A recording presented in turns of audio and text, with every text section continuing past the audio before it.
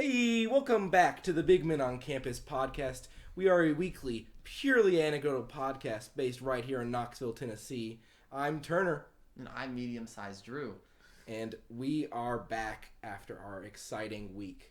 It was a crazy week after our first episode. Boy, stardom hits you like nothing else. I've got Hollywood fever. That's all I can say. I agree with you. We even have a fan with us today. We have a fan. He is a local celebrity, a man of great power, great wealth. He has performed many deals, so to speak, all ethical, all moral, and he's also the president of a fine establishment on campus, Mr. Dark Chandler. Thank you. I appreciate the long intro. I didn't know I had so many accolades to share. Yeah, I'm Grant, or Dark Chandler, whichever one is preferred. I see that the host have taken a liking to one particular one. But I'm happy to be on the podcast. I've been a listener since the beginning, and I'm really happy that I can be in the studio today. Yeah, like you said, you were a fan since the very beginning when we were still recording in Drew's room around a couple of cheap old mics. Now we have a mic, and it's not ours, but it's great. It's a big improvement. I've made personal investments in the show's quality, and I think it's going to pay out big time. Our whole team, I'd like to go ahead and thank right now. Thank you guys for Thank you, all your Sean. hard work. Sean, hell of a job. And your sponsor, Studio X, right? Oh, Studio X, a great place to conduct business, a great place to host a meeting, just a wonderful establishment. They have a buy one, get one coffee sale right now. If you host a meeting with them, you get coffee half off if you buy one. Thank you, Studio X. So, today... It's real, huh? Yeah. Oh, cool. Continue. Sorry. Yeah. Today we have a variety of anecdotes to tell and a variety of topics to talk about, but Okay. I was thinking as a special treat, because we have such a special man with us today, Dark Chandler could begin by talking about whatever he wants. He can pick one topic, whatever he wants. Okay. Anything. And you can like say guys, I want to talk about toy trains today, and we're like, okay, Dark Chandler, I guess that's okay, and we have to listen. Okay. That's the rule.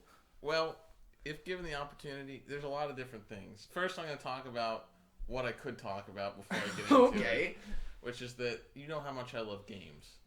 Video, board, tabletop, and miniature of all varieties. But I'm choosing not to talk about one of the passions that I've been doing since I was a child. You know how much I love procurement and business. I'm studying it in college. Yet that is not what I'm choosing to talk about. Okay. Instead, I want to share with you something that I developed with my own father, which is the meme theory, okay? This one is a treat. You've heard it. Turner, I'm this unfamiliar. is new. So, firstly, I'll open with a question before I go into my lecture. Okay. What is a meme? I'd say it's a commonly shared joke on the internet about a cultural reference or societal reference. Interesting. Could I answer as well? Sure, of course. You're also one of the hosts. I love that. Thank you for respecting me as a host. I just put it simply, I believe it to be an inside joke. That has been my answer every time you've asked this question. I think both of you kind of hit on the same thing. Commonly held joke, inside joke. I would agree. I think most of the audience members should consider that as under their definition of meme. And I think what makes it different than normal inside joke? Well, it's internet born, okay? Not all memes are internet born. Not anymore. They Killboy. changed society. Yeah, exactly. Killboy But was here. my meme theory is particularly about internet memes. Those are popular nowadays. So I've But heard. they weren't always. Let me get into it. So, we're going to go back to the time in 2009, okay? This was the time of Advice Dogs and Bad Luck Brian's and Good Guy Steve's, okay? I've never laughed harder in my life than in 2009. I agree.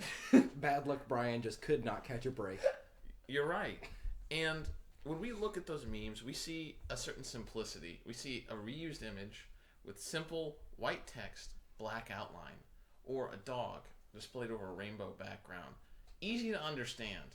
The concept, something anyone can emulate. In fact, there are many meme generators, meme factories even, that can produce these at a high scale because of their imitability. Universality. Yes. Now, we fast forward 5, 6, 7, 10 years.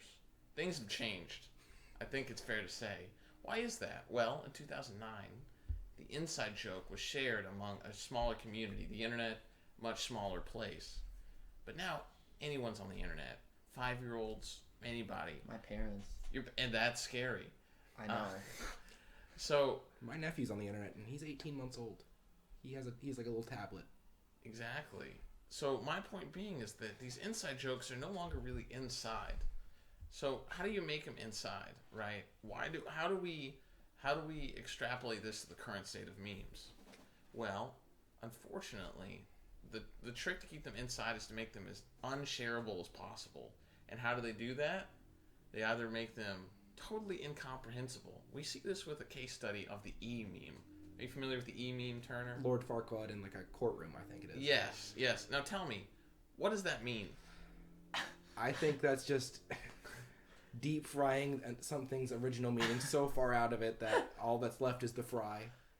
It really has no meaning, and it's just the visual interpretation of the lack of meaning. Yes. And that is funny to millennials. Can I get an explanation on the Lord Farquaad thing? This sounds hilarious, but I don't know what you're talking about. You've never seen the E meme. Why is it called that? It's Lord Farquaad with his head photoshopped on a guy in a courtroom, and the caption says E. You're missing a E! Now I understand. You're missing a detail, though, Turner. It's Lord Farquaad's general head shape with Markiplier's face photoshopped. It is? I did not even notice that. I thought it was Hannibal Buress's face the entire time. No. But we won't get stuck on one particular meme. This is a macro look at the memescape. So when we look at that, we see that they're either incomprehensible or they're edgy to the point where sharing them is a actively bad idea. It's a faux pas. It's a faux pas, as we've seen recently in shared communication channels. I have no idea what you're talking about, but hypothetically I understand. Hypothetically, you could understand how there could be an edgy or offensive meme. So we see meme communities, such as those on Reddit, Facebook, Instagram, make their memes increasingly meaner, danker, and less comprehensible in order to instill their freshness. That way they don't disseminate to the rest of the internet. That's what I wanted to talk. That's my TED Talk. That reminds me of like how like hot peppers keep getting hotter and hotter. Mm-hmm. And like the idea is like, oh, this will teach us humans not to eat us, but it's actually humans are breeding them to be hotter and hotter. Mm-hmm. I believe it's the same concept. It's there's no edge in a dog on a rainbow background anymore. There is edge in a clock filled with baked beans. You Why? love the baked beans and the clocks. I find the baked beans particularly so for the audience, look up r/beans and things. Now I'm going to give you a disclaimer. If you are easily upset by beans being in places where they shouldn't be, do not look into r/beans and things. But if you're intrigued, continue on Reddit. I find it fascinating that anyone would dedicate their time to putting beans in places where they really shouldn't be, Drew. Do you see what I mean? I can appreciate the art. I'm like I'm not a fan, but I respect the effort. It's one of those things where it's like, I don't get it, but they put a lot of effort in making those beans when they're not supposed to. It's very niche. Like I could see myself getting involved in like a niche community like that. The bean community, perhaps not, but the tycoon community is something I'm actively involved in as far as memes go. The big money community. Please tell me more. I'm very interested. So imagine an image. Now imagine that image with a lot of money around it. This is something I like. I think it increases the value to me because when it comes to me, it's all about the dollar. I see. So, you've kind of got this persona, it's not really a persona, it's more of a character. An aura. The tycoon. An aura. Even better. I would call it an alter ego in a way. Mm-hmm. Like, it's similar. The way I see it is like it's a fraction of my personality that I've enhanced just to see where it goes, just for the heck of it, just for the dollars and the laughs. Well, I for one I thoroughly enjoy seeing that aspect, the tycoon character come to life. I know we all have our own little characters I'm the tycoon. like the tycoon or Drew's nerd boy, which is rare to come out. We're just going around the circle now. But yes, nerd boy. We don't need to bring up nerd boy if you'd rather. I not. thought we were doing the alter ego. Like this is a good thing. Alter ego topic. Yeah, why not? It's like a theme. It's like something that we can all share. That's true. Today, actually, Drew texted me, or in a Snapchat group, you were role-playing as Nerdlin, who was a self-insert character in this little module you'd come up with. Care to talk about that? I was taking a walk across campus from my building, which is across the bridge that goes over the river, all the way to our friend Eunice's apartment. Love that Eunice. And she lives very far away, unfortunately. I hate that aspect of it. But I'm walking over there, and I've been kicked out of my own apartment.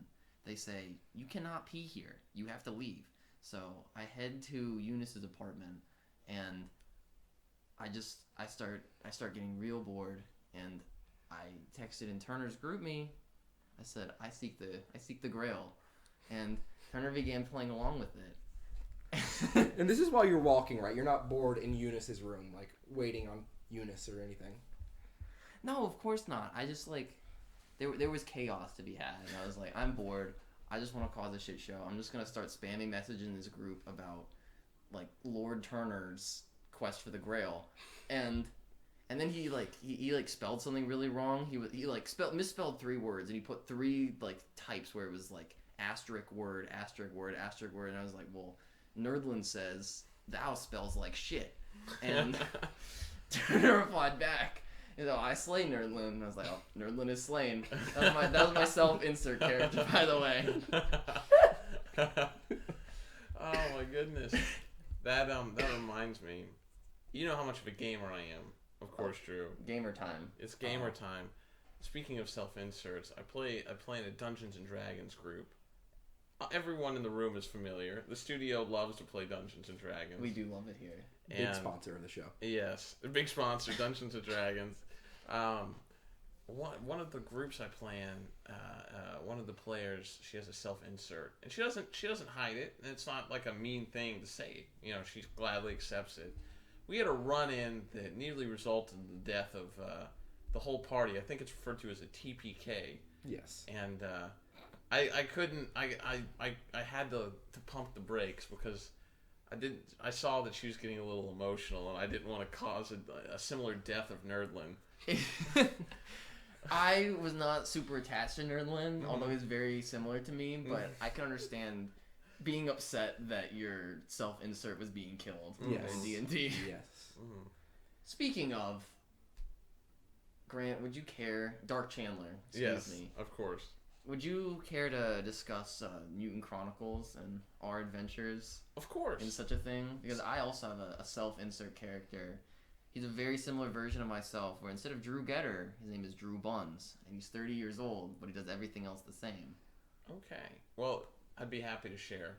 For the audience, Mutant Chronicles is a role-playing game similar to Dungeons and Dragons, but instead of being set in the far past in a fantasy world with different races, it's set in the far future in a world where corporations rule and most of humanity is exiled on other planets. Earth is almost completely inhabitable. Now, our story took place in Luna City on the moon, and we had several characters, such as Cornelius Angelicus Wellington. A local tycoon of, he did, I think it was procurement, is that the word? He did mergers and acquisitions. Acquisitions. I always confuse procurement and acquisitions. Many profits were had on Wellington's end. Yeah.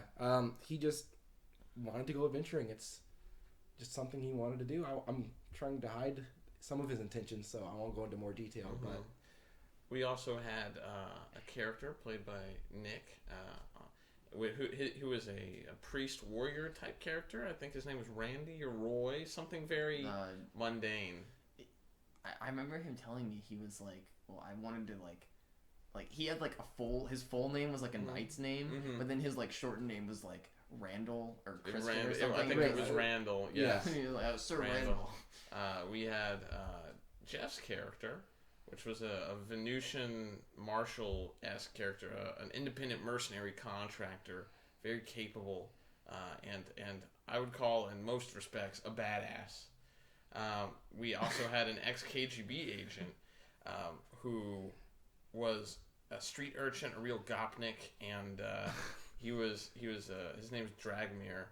Now, all of these four characters really played together in this corporate world. However, we also had the excellent biochemist Drew Buns. Drew Buns is amazing because he's just like me. He was unwilling and incapable of harming anyone.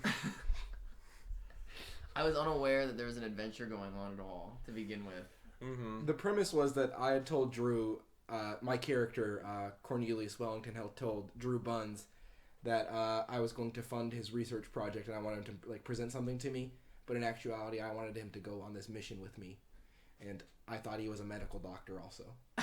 He completely misunderstood what Drew Buns really was a doctor of. Is that fair to say? Inorganic chemistry. So the adventure was fun. They went to an abandoned amusement park called Echotrad, which was mainly filled with homeless people. Yet it was run by a gang. Would you like to tell them about the gang? Can you do your like homeless person bit? It cracked me up every time. Like say I walk up to a homeless person and in character. And it's like, hello. What is the first thing they always say? Hey, you got any money? Such dimensional homeless people running around in this fictional world. They were. I'll be honest. As the storyteller, these homeless people were not developed characters. They were more soulless cardboard cutouts meant to represent that people did live in the area. Storytelling wise. This doesn't represent my actual views on anyone in the situation. It's more of a societal representation than a character representation. Yes, I think it's actually quite nuanced, if you ask me. As our friend Bell would say, we live in a society. We certainly do. Wow, we could do a whole podcast series about the societies we live in. But you guys did encounter, when you went to the abandoned amusement park, a group that you really enjoyed. It was so funny. Oh, this was the best. This was supreme. Feel free to share. I would like to hear your interpretation of this. So it was group. like this cyber goth group that called themselves the Freak Show, and gosh, how to describe them? They were just like Neanderthals in some ways, but they were just awful people too. Enlightened in other ways. I'd like to hear the ways they were enlightened. They knew what was important in life, in my opinion. They enslaved homeless people. They had a good grasp of market management. Okay. But the thing that did it for me, it was Chandler, Dark Chandler. Mm-hmm. Your acting and voicing of them was just superb. The things that they would say and the way that they said it had me in tears for most of our visiting with them. In the voicing of the characters, I imagined the type of people that were trying too hard to be cool, and based it off of the edgy cyber scene people that I'd encountered. It required a lot of funneling of dad energy as well to get some of the terrible lines and quotes that I threw in there, like the DJ spin, wicka wicka wicka whack. That was a personal favorite of mine. That was a personal favorite for sure. Bedlam, who was a bit of a pish fetishist, was a standout.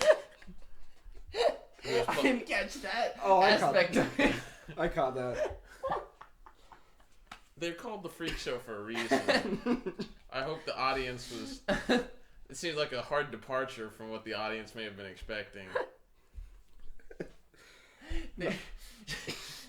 I remember exactly what it was that you said, but we're like, he's like, well, you guys don't seem like real freaks. Yeah.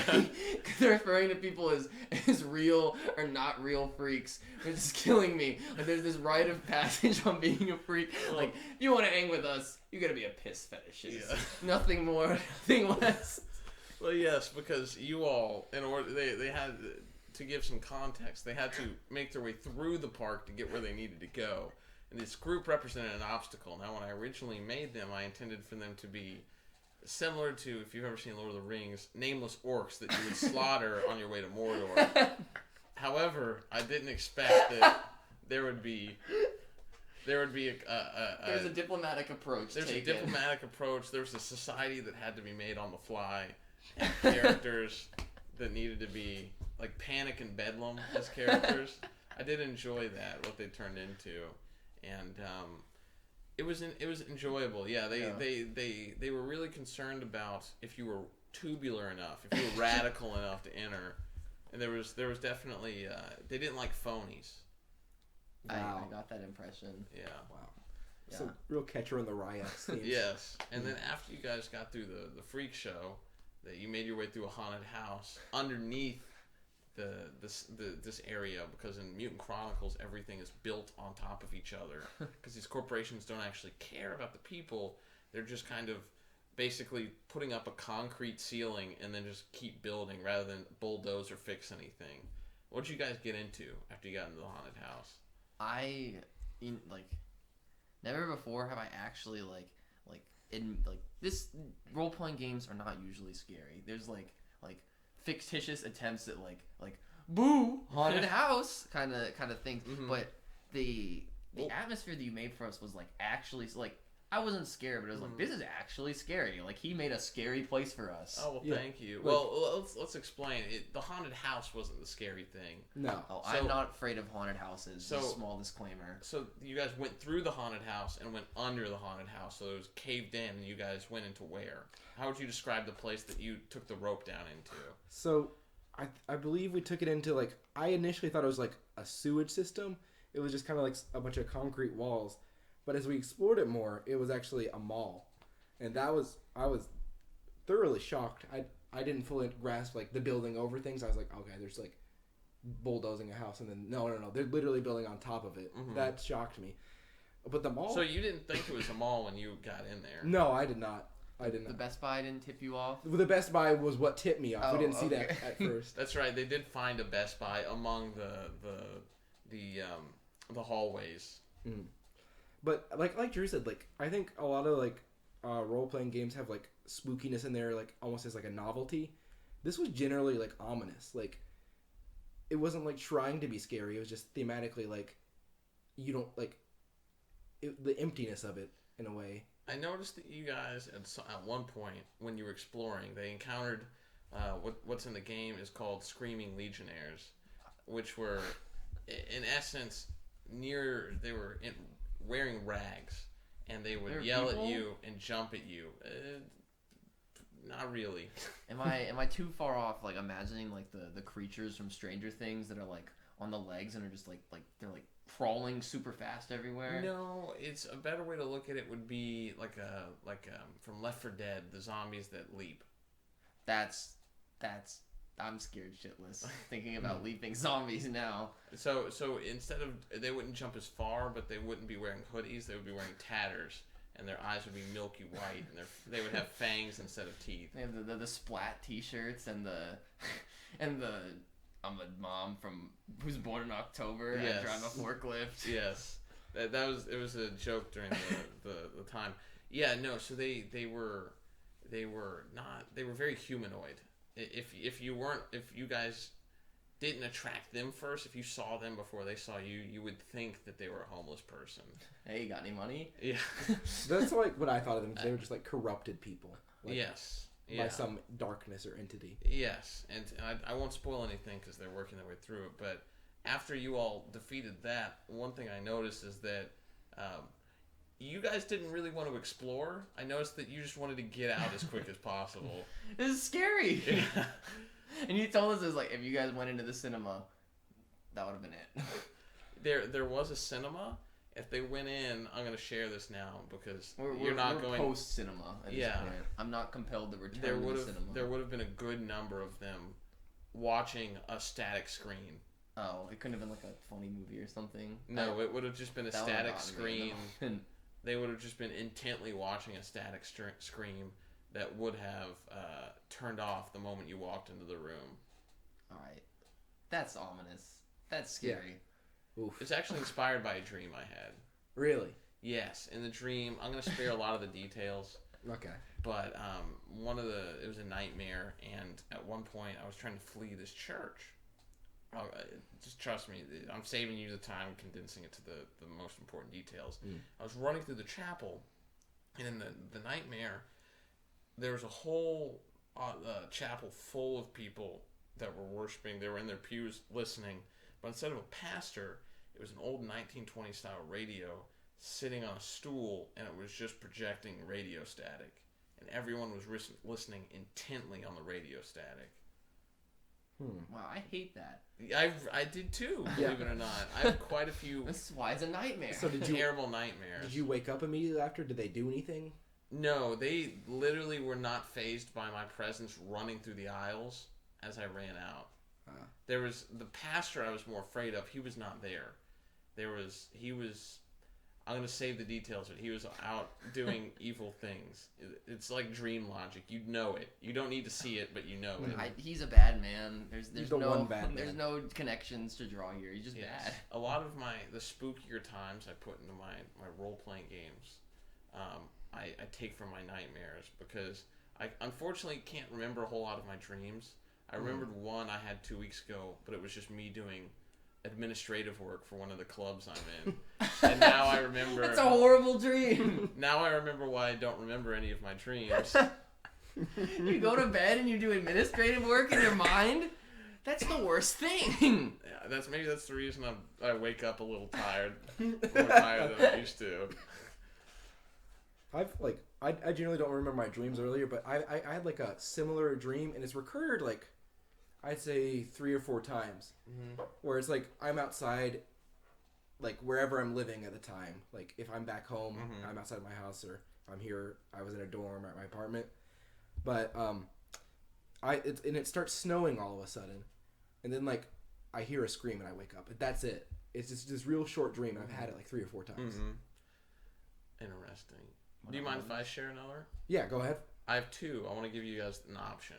Okay. Okay. One that's very narrative, and one that was more experiential. So it's more of a feeling that was surrounded by imagery. Both of them were nightmares, unfortunately. Oh no. Alright, I picked experiential. Yeah, I'd like to hear a description of that. I can do both if you'd like, but I don't want to take up all the airtime. So the experiential one, I'm a child, so that's the first nightmare dream rule. You know, because you immediately have rules that you just understand. That's like a rule in your nightmares? Well, I was a child in this one. Oh, okay. The next rule, I'm in my elementary school, okay? Spooky. It's dark. The lighting is very poor. And I actually end up being chased by something. Now, this entity that was chasing me was the best way to describe it is a very buff, like Mr. Universe style man. So, well, it sounds funny to begin with. He was really only kind of wearing like a loincloth, very scantily covered. Hold on a minute, it gets worse. Now, this man was holding a large, if you've ever seen Silent Hill, like a pyramid head sized knife. Oh yeah. And well, he had scars all over his torso, and instead of a head, from about the shoulder up, he had a dog jackal head that was grotesquely sewn onto him. Wow. Yes, and I was being chased by this, except the one thing that made it even more nightmarish was that whenever I got to where I know the walls should end or the school should end, if you go into a bathroom, there's only one way into a bathroom. There would not... the wall that would normally be there was gone, and you could keep going. So it was a never-ending labyrinth where I was constantly. It would empty out somewhere else in the school. That it would like procedurally generate new elementary school, and I would just have to keep running. And then I woke up and I said, "Sleeping. I decided it's not for me tonight." But Drew. I think I got news. I think the quarterly report's in. Oh, really? Wait. Oh, yeah, that's the money sound. That's the yep. money That's sound. it. That's it. So the quarter. Unfortunately, I think we have to go take care of that. Don't you agree? Quarterly report's very important. Yes. Thank you, Chandler. Yeah, we'll be right back after we get that handled. Hey, Sean here, and if you're talking stocks, Drew, I think we need to invest in the triple threat. What is the triple threat, you might ask? Well, it's more of a lifestyle than a lunch choice, but it is also a lunch choice that everybody should be eating. It's not one, it's not two, but it's 3 hot dogs loaded with ketchup on mediocre buns, and it's microwaved, so it only takes about a minute. That's pretty much like the golden time. I've got it down to a science. 60 seconds. That's the perfect microwaved triple threat of hot dogs, and I love it. You should love it too. So eat that. If you find any bugs, let me know. Back to you guys. And we are back with the Big Men on Campus podcast. Hello, my name is Grant. I'm a small business owner, and myself, Turner, and Drew both just got back from looking at the numbers. Now, if I had to be honest, the numbers, they're down. We live in dark times. However, what I believe could solve our problem here is to share a couple stories of the dark times that myself, Drew, and Turner have all been through. And I believe if you listen to these, then perhaps we can be saved from the poor quarterly report moving forward. And maybe, just maybe, you might enjoy the rest of our podcast. Indubitably. Cool. So Was that what you wanted? Was that fair? I like That was Okay, that great, was good. I'm happy to subliminal. hear it. phantasmal. Okay. So, I think good place to start with this. Dark Turner, or as some colloquially referred to him as Freshman Turner. So I think like just the way to epitomize this is to understand that I was really, really shy in middle school. But I was kind of with the cool guy crowd, if you can call it that, like a magnet school with 50 people in it. Oh, cool. Me too. Yeah. You I guys, can relate. you sat at the table where they would just make fun of each other for the strangest shit. There was this guy who would he had this off-brand fruit roll called Chazoo's. No. I did not sit at that table. I sat with like David and Camden and Nico. Oh my gosh. Okay, the Chazoo story. Save it for another time. Save it for another time. You will not be disappointed. No, but I sat with the cool guys. I was on the football team, 0-6, big success for other teams. And what year was this? Just by the way, specifically. Specifically, this is my freshman year Okay. of high school. Awesome. So that would be what, 7 years ago? Wow, 7 years ago. 7 years have passed since the Dark Ages. 7 years ago. Yeah. So one of my friends, I guess this was at a different table, but I was still freshman Turner this time. He had this thing where if you did what he said, he'd give you a Tic Tac. Now that may sound like nothing, and that's accurate, but This is the equivalent of the Olympic Games. this was, if you got a Tic Tac, it was a gold medal. Okay. All right. I see the importance. So I get it. I'm on board. for instance, one of the days, he had assigned me, we had like hand dispensers before we got on the lunch line, to go up there and just like stand there for 30 seconds, constantly like pressing the dispense button. So I had like just a big pile of hand sanitizer in my hand, and then just like throw it away, like rub it off, like Okay. like. That's so incredibly stupid. So, no, that's the point. So, I think there are so many stories to tell. What epitomizes Freshman Turner? I would say, probably I was in theater class at the time. Okay. I I remember this vaguely. well, there are a couple things. Okay. This is a multifaceted story, multifaceted character. Okay. I'm invested. Okay. I want you to know We have an that. investment from the broker. Yes. Absolutely. Thank you. And we had this like monologue competition, where it's like you had to memorize a Shakespearean monologue, and whoever could give like the best delivery based on the teacher would perform it in front of like a studio audience of like some random class that had volunteers. Studio audience of a random class. Yeah. Like 30 people. Now, when it comes to prizes, more work is the best prize. Oh gosh. That's It's a what great everyone point. else did not think. They were nobody really wanted to win, Yeah. and I really wanted to win, but I didn't. I remember Okay. So How did Freshman Turner feel about his crushing defeat? he volunteered to do it anyways. I volunteered to speak even though I didn't want to. I convinced my teacher, let me do this extra work for no benefit. So You'd make a great corporate, desk worker. I would be Freshman Turner was the ultimate lackey. Nice. A great goon. Yes, a fantastic goon. So I work on this. I'm really proud of it. Someone else is doing the same speech as me and they're better at it, but I don't think that. I kind of ignore that fact. I get up there. I say, now you've done it. And I forgot the rest of the speech. So I'm just up there for like 15 seconds. And I know the next word I say is no, so I'm just going, no. Oh my gosh. I remember seeing it and I was like, oh no. I had asked you or Aubrey to record it on my iPad because I was so excited about it. I vaguely remember that, but I mostly remember just watching it and being just like, Oh no. I remember it occurred to me at that point, I was like, did he even win the thing to begin with? I didn't know. I didn't. When we did that, I had equal enthusiasm about doing that monologue. Like, I actually wanted to do it, but it dawned on me, so you got to pick a monologue to recite yourself. And I memorized my monologue, and then the theater teacher, she's like, that was decent, Drew. That was the monologue of Lady Macbeth from Macbeth. I was like, Lady Macbeth? Fuck no. And so I just pulled the plug on the whole thing right then, even though I thought it was a good monologue. Because you were a freshman boy, and I you're know. I cannot speak with the same words a woman used. That would be heresy. I'll be forever known as a Heretic. woman. As freshman Drew was so afraid of.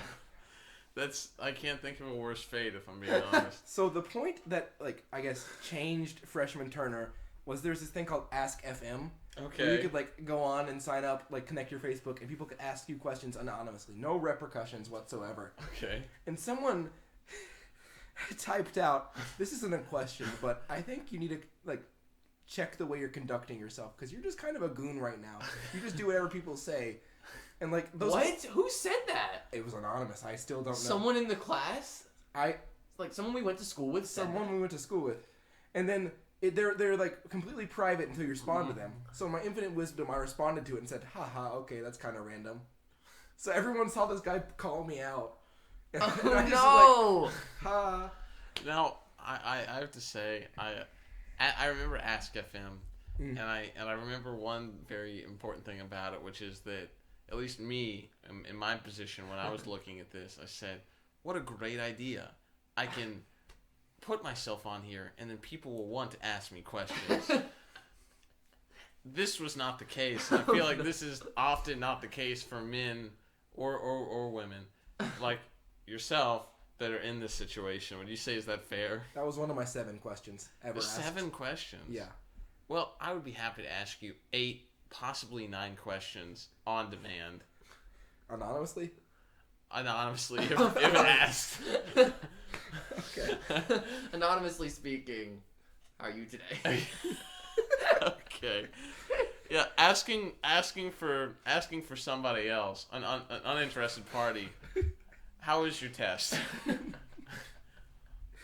Did that experience, did that hit you pretty differently? I would say the change from freshman Turner to modern, refined, reformed Turner was a long one. It was a trial by fire, I think is how I described it. And that was the dropping into the pit of lava. That was rock bottom for sure. Okay. And It can be rough, yeah. I've risen from it like a phoenix.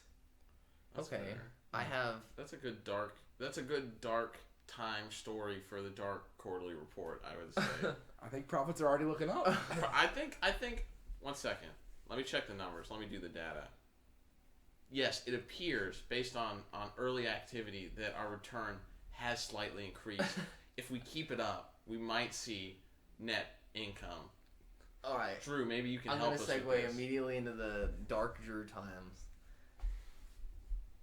I am extremely resistant to tell people Dark Drew tales because it paints me as a madman, and a lunatic in many ways due to my activities and behaviors as a young, unhindered child, we'll say. I was completely off the rails in many ways. Mm-hmm. There were a lot of outbursts I participated in, and a lot of just pure chicanery, to use an extreme word. So think a good example of this. So I was prone to extreme fits of rage, you could say. Yes. Like, and not just like, I'm so mad right now, I'm gonna scream and shout. Like, I'm shaking, my fists are clenched, I'm about to punch a hole in a wall, like some men our current age do. And I'm you can see me vibrating. I'm so mad. Like, this does not convey well over audio. But it's like to paint a word picture, it's like a silent rage almost. Like, you can see him shaking, but it's just like a phone vibrating. I mean, he's like, you can see it like quelling up in him, but it's not being released. I see a young angry white boy. Extremely so. Yes. But in like I guess it didn't help. They went to a small school where most people were not estranged, so to speak. Yes. And you had to fabricate your own woes.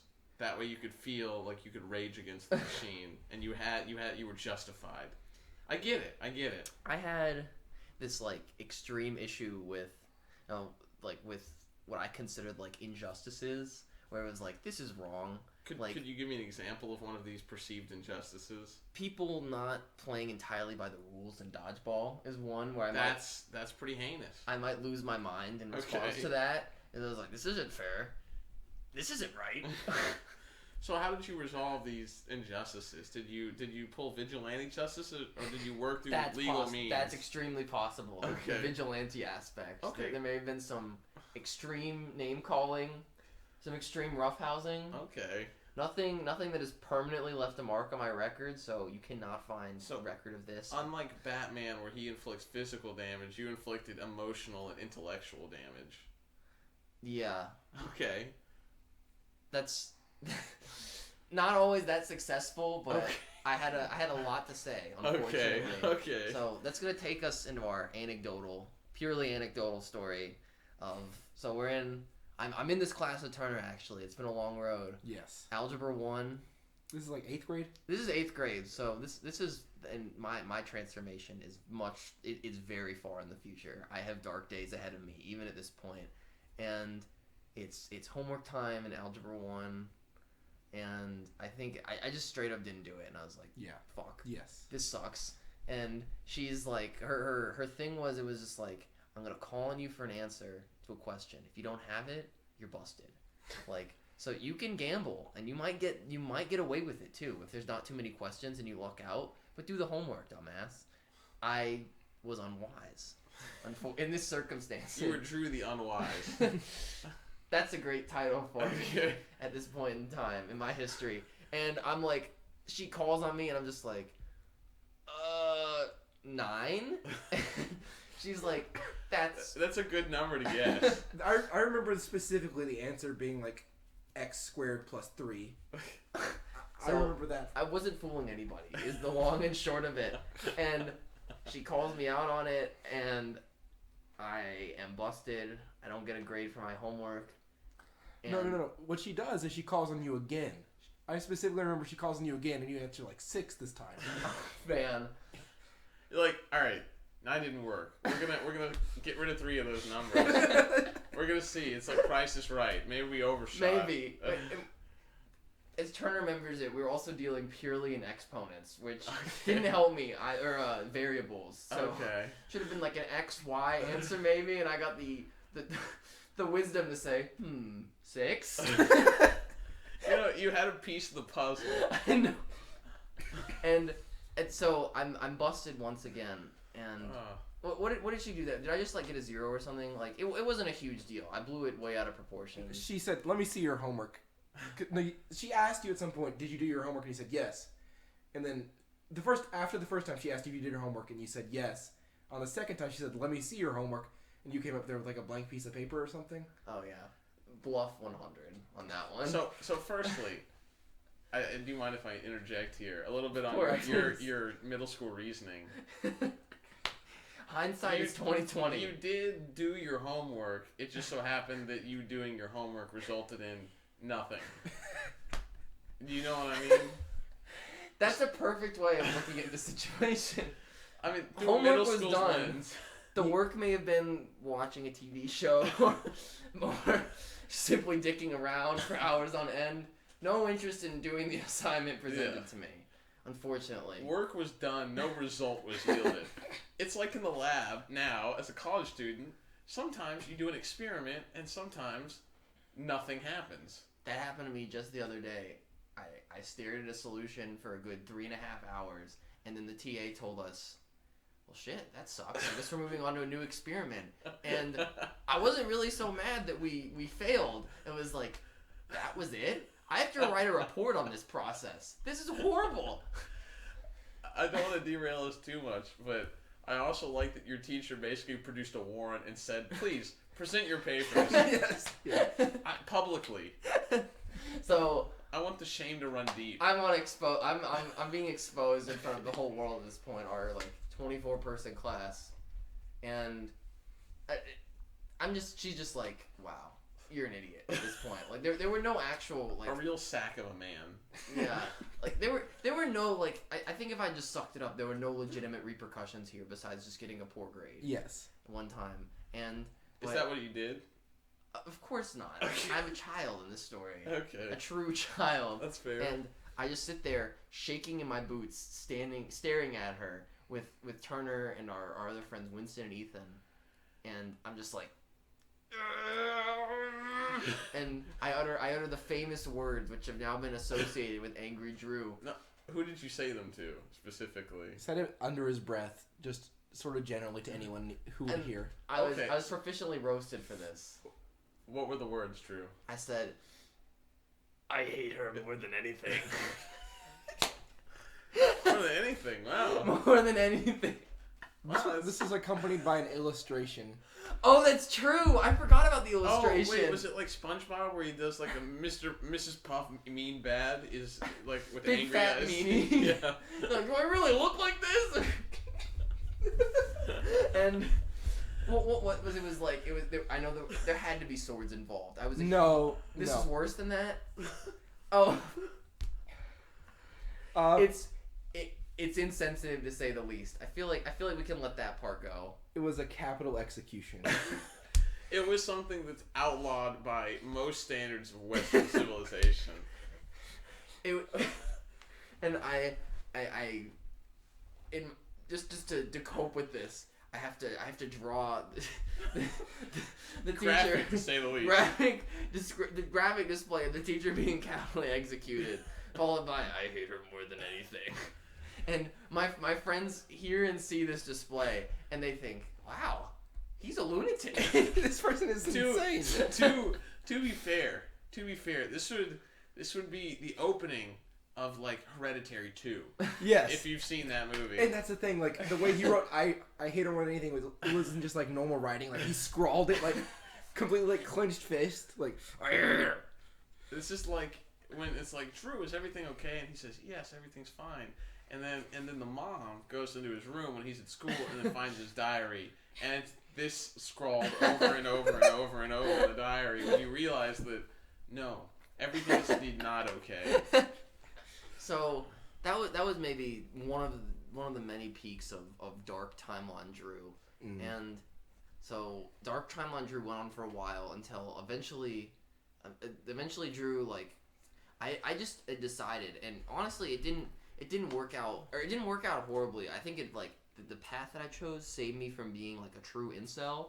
So I've abandoned like a conventional social life, and I'm pretty much just friends with people on Steam and Skype. Like I have a few friends at school, but the highlight of my day is getting home and talking to my best friend Jonathan, who I'm still really good friends with, a lifelong friend made in a Minecraft server. He was a much better friend to me in middle school than anyone that I knew in person, which speaks volumes about the amount of social character that I had at the time. So I'm just doing that. I stay up all night until 4 a.m. Get up the next morning at 6:30. I'm just a walking skeleton at this point. I'm chattering in the wind whenever I go to school and falling asleep constantly. But like I have this like aloof character now where like I'm like a color character with some of the teachers. So I'm like I get a little bit of lenience on just like doing whatever I want and pretty much just like falling asleep. Because they're worried about what you would do if Well, if they intervened. It's a hostage situation. I was like, I should speak up, but I'm afraid for my own safety if I did. I'm like like an arbitrary like just like facet, like classic Drew falling asleep in a weird position in a corner. That's just how it goes. That's just it, right? I had multiple teachers who are like that. But then senior year comes and I think like I'm really gonna turn my life around. I'm gonna be a really cool guy and be friends with everybody and go to sleep on time and do really well at cross country, the sport that I participate in. And then the first day of school, I'm in this math class, and it's kind of like an 8th grade Drew moment, but it ends very positively. I feel like I didn't really learn anything though, but okay. So I'm glad there's recognition there. I'm in this math class. It's all for the better, I promise. And I make like I'm like, oh, I'm really on the ball today. I've got the balls to make some hilarious comment at some stupid shit that one of my classmates said, and I'm like, I roast somebody in some arbitrary way, and he's like, Drew, go back to sleep. And I am enraged. I was like, this is not who I am. I don't this and I like this in like I don't know how to like explain it other than like beneficial rage. Like being like I was angry enough at that comment where I was just like, I'm just gonna turn my life around. I'm gonna show you how awesome I am. I'm gonna be the coolest Drew and the coolest guy you've ever seen, and it's all gonna be to show you how wrong you are. And I start going to bed at a really regular time. Like I'm like getting like 8 or 9 hours of sleep every time. And you're laying your head down. You're thinking, that goddamn piece of shit. I'm gonna sleep. Yeah. And I'm like finally like regulating my eating. And I'm like getting all my homework done, studying really hard, and it's like I'm gonna show you. I'm gonna take care of this. No one's ever lived such a healthy lifestyle in such an angry way. And now I of course have mellowed out now. I assure you. And I think that I'm fine now, but that was like the beginning of my Phoenix mode, was just because at the end of senior year, which is the beginning of that, like I was this beloved character who was like recognized as a hard worker who really cared about all the stuff that was going on. And I have to accredit it all to this moment where this guy pissed me off just enough for me to say, all right, fuck it, I'm gonna be serious about my life now. He lit a fire under your ass. Yeah, and I was pissed off. See, if this were the horror movie, he would say that to you, like, go back to sleep, Drew, and then you would kill him. I'll put you to sleep. How about that? Yeah. Turner, it looked like you wanted to say something. I was just gonna say, ago. The topic's kind of past by now, but just that to give people context for what your character sleeping all the time looked like.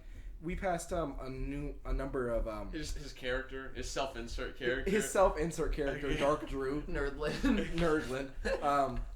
We passed a number of intoxicated people tonight on our way to the studio, and they were asleep in various precarious positions.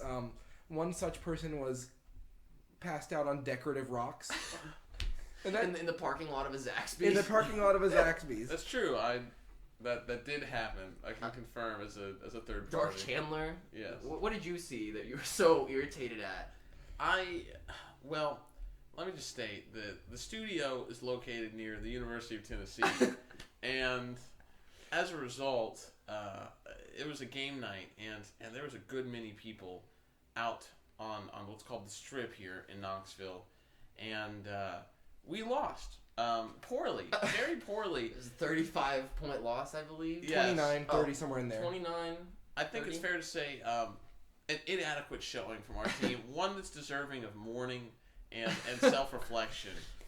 I did not know that a loss would mean that the entire contents of the stadium would then empty out into every bar in the 5 miles around campus, which would result in people walking in the streets. Now, you can correct me if I'm wrong, but roads, they're meant for cars, are they not? That's what their intended use is. That's what the news is saying. Yeah, that's what the news is saying. There was plenty of sidewalks which are meant for people. Big However, sidewalks. Big sidewalks. Strangely, they did not want to use them. And as a driver with purpose, I found it frustrating that I was given more obstacles than any man, woman, or child should. If a child is driving, however, I think they should reconsider. So that's some context on the sleeping situation here with Drew. I am thrilled with that story you just told, but I was really just... You mentioned a guy asleep on the sidewalk. Mm-hmm. That was all I was looking for. Yes. But great story. There was some energy that was built up from all of this. I'm glad that you're releasing that now. Yes. But, alright, I've investigated the quarterly report once more, and... You've ran the numbers. With perhaps one more dark days story that we could be back on the fast track to profit. So why don't you just go ahead, light Chandler, and describe Dark Chandler to us. Of course, absolutely. I'm willing to do anything for the company to get our numbers up. That's a great motive. So I think it's important to note that in high school I was different, just like everybody. Everybody goes through their own challenges and obstacles. Mm-hmm. There's a theme running here that makes me feel like this is an incels recovery clinic. You'll see. A little bit.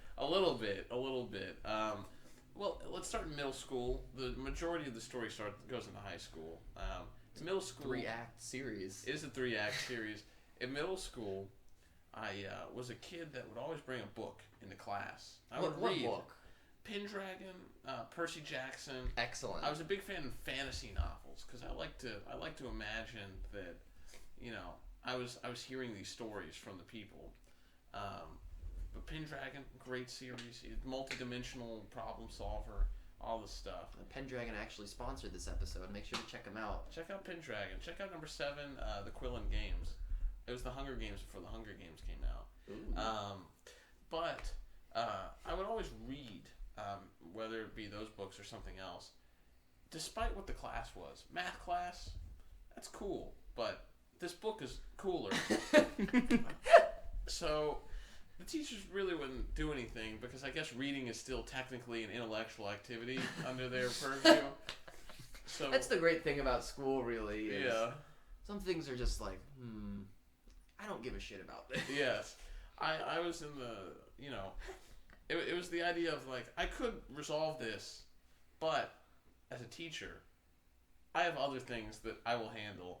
At least he's reading. At the very least, he's reading a book. It's hard to discourage reading. He's not pulling a weave out of someone's hair, as was done at my school. I have heard of that happening. So my middle school had some issues. Now, that's a very antisocial kid that spent a lot of his time in books and stories. Escapism. When I go into high school, I do start making some friends. Spending time with the miniature game that I play nowadays, Warhammer, Fantasy, Age of Sigmar, 40K, all of those. But I want to introduce it this way. I was into edgy things, but I was not an edgy person. I don't think I understood that there was a gap there. That being into edgy things did not make me an edgy person. On the inside, I liked goth things. I was not goth. Okay. This didn't dawn on me. You're a mere enthusiast. A mere enthusiast that didn't understand that he was in fact an amateur.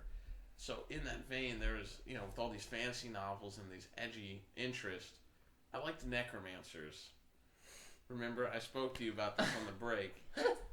And in my head, I'm like, necromancers are cool, detectives also edgy and cool. You combined your two great loves. Yes. How could I express myself in a way to merge and marry these concepts? Well, I did what people now know as the trench coat and fedora combo for classic through the Hall of Ages. Through a short period of time. Now I was in a small central magnet school, a very small class.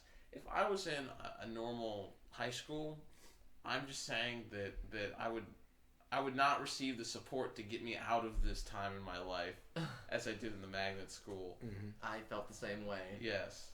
So the experience was that I did my thing and they're like, oh, this is just Dark Chandler. You know, like this is what he does. And the teacher, we had a no hat policy in the school. Rising. Yes, we had a no hat policy in the school. No one called me out on it. They're just like, oh, you just do it. So, okay. I had this infamous red hoodie, and that was my thing. It was like, oh, breaking dress code? Well, that's cool, because it's just Drew's red hoodie. Yeah. Everybody knows the red hoodie. Signature item. Yeah, It's like my legendary item. In fact. My biggest prank with the hats though, I had a math class and my locker was really close to that math class, and I brought 3 different fedoras that day because I had a collection. Okay, this is epic. One was black, one was like gray, and then one was like a sparkly purple sequined one that I got from gosh. Mardi Gras in like Okay. Louisiana. And I had left the classroom several times to go to get a book or go to the restroom or whatever. The teacher was like, okay, go ahead. Every time I came back, I would be wearing a different hat. The last one I switched to was the sparkly purple one. Because I was wondering if anyone even like recognized that there was a hat there. The teacher did not notice until I said, Mr. Prince, do you not notice that my hat has changed? Because when I came in Look at me. Yes. This was, and if you've ever seen the show Parks and Rec, Aziz Ansari's character has a great line that basically sums up what I was going through, which is, look at me, I'm wearing a funny hat. Isn't this cool? Isn't this a cool personality trait? What a succinct way of putting it. Yeah, so the clothes were instead of developing a personality, I thought I could buy a personality. I exchange hats throughout the day. I'm a crazy guy. It's hat guy. So there was another guy as well, Connor Gatewood. Now, he committed way more to the bit because I wouldn't wear this every day. I would save it for special occasions, like Fridays or Tuesdays. Who knows? But I would switch out with other clothes like an oversized bomber jacket or dark flannels. Oh, no. But when I got to senior year, it was almost as if I came out of a dream. I became lucid at that point, and I said, Wait, this is stupid. "Yeah, no, it was. Wait a minute. Have I not recognized that I have pulled a fast one on myself for the 3 years that I've been here?" So there was I felt like a deep sense of regret and lost time, and I felt like I had to repent. So how did I do this? Well, we had an annex to the school, and between 6th and 7th period, I would always just open the door and say hi to people because there was an experience when I was younger in middle school. There's an assembly, and the guy's like, it was like an anti-suicide story. I don't think I took away the right messages because the one thing I did take away was like, I held the door open for a girl and I said, "How are you doing today?" is what he says. And she said, "Good." And then she leaves. And then the girl comes back the next day and she says, "I want you to know, I was going to commit suicide, but because you asked me how I was doing, I felt wanted." And my senior brain was like, this is how I'm going to make an impact on my last year of school. Is that if I'm going to do anything, I want people to understand that like somebody cares about how their day is as I open the door, because I would greet people. I basically volunteered doorman to the annex. And this was my style of repentance. Okay. I was a goofy kid. I was given a lot of support from the staff and the teachers. They recognized that there was, just a lot of goofiness going on. There's a hero brewing here. Yes, there is. So after that, I cleaned up. In my senior year, I dropped all the goofy clothes and went with Modern urban cowboy. Is that when you adopted? Well, that urban was in cowboy? college. Oh. When I grew into my own style, I had to cleanse the bad, establish a baseline, and then in college, I established my style. And now we're talking. Now we're talking, but yeah, that was my dark time, and I was just thankful that I had a lot of good friends to kind of help me through that. And maybe they could have said, "Hey, Dark Chandler, I want you to get to the light Chandler mode here, but I noticed that you're doing quite a lot of stupid shit. Maybe you should consider cutting that out." I never got that, but I always got support. That's all you can hope for. That's all I can hope for. It's gotten me where I am, and it's like I said, it feels like occasionally when I share the story, maybe it's a little bit of that shame, but I feel like everybody has that same high school shame, like recovered incel. It's like in another dimension. There was no self-awareness gained in that last year, and it was continued. You became the joke. Yeah, well, we live in a society. Of course. I played a lot of games. I didn't care a lot about school, but now I play a lot of games, and I do care about school. And what else can you ask for? Not much. Not If much at all. anything. A decent quarterly report, which is what we now have. You ran the numbers. Let's run the numbers again real quick. Oh my goodness. That's a recovery. That is a recovery and then some. Return on invested capital, return on assets. Not only that, but our profitability ratios all improved. We could be looking at some dividends for stockholders this quarter. And it's all thanks to the support from our sponsor, Studio X. Studio X is the best place to go for a business meeting if you're looking for a quiet, respectful atmosphere. All right. Studio X is the place to go. Turner, why don't you take us home on this one? Well, I think we learned a lot of things today. And I think what we really learned is that we all go through dark times, but at the end of the day, all that matters is holding the door open for someone and saying, "How are your day going? How are you?" That's a heroic moment. Okay. All right. I learned that. So, this has been the Big Ben on Campus, featuring Dark Chandler, our hero of the hour. Thank you for coming on. We are Thank you. a weekly, purely anecdotal podcast, Purely. and it was great to have you listen. All See you right. next time.